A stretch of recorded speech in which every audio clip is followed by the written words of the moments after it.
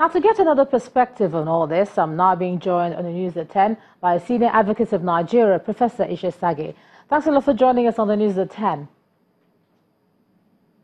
Thank you very much. Now, the crux of the matter, as some will say, is the source of funding for this budget. Now, what's your view about where the money is supposed to come from? Let's start from there. Well, under the Constitution, of course, the National Assembly is empowered to approve funds for the running of the country, including elections. Yes, indeed. Yes. If you want me to continue. Yes, carry on, please. All right. Now, they have the power to provide funds for elections. But we must remember that the whole of this country since 1999 has been built on democracy. If you like, you can say democracy is a superior overriding norm that governs the very existence of this country. The Constitution itself is subordinate to democracy because if you look at the Constitution very closely, every chapter in it is built to sustain democracy. So democracy is the ulterior objective of this Constitution. Now, the National Assembly has a part to play in the whole system, a relatively small part because the whole is very large. And okay, so but just because we're pressed for time, if you could tell us what that role is, looking at what we're going through right now. That's what I've just stated. Yeah. Their role is to pass.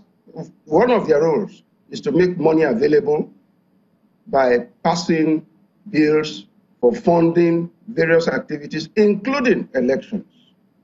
Now, elections constitute the threshold into democracy. Without elections, there can be no democracy.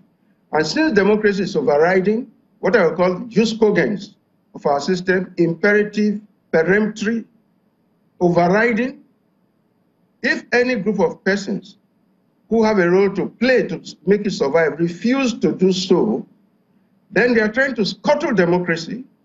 And therefore, in order to save democracy, the principle of necessity will be triggered. And the Constitution itself will provide, through that trigger, a method of funding the election, which will render the National Assembly in that regard irrelevant.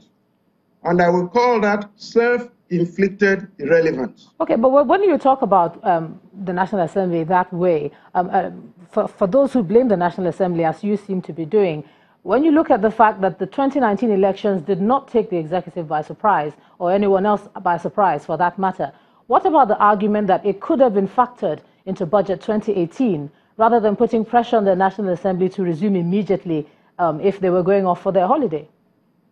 What is a holiday compared to the survival of Nigeria? That's irrelevant.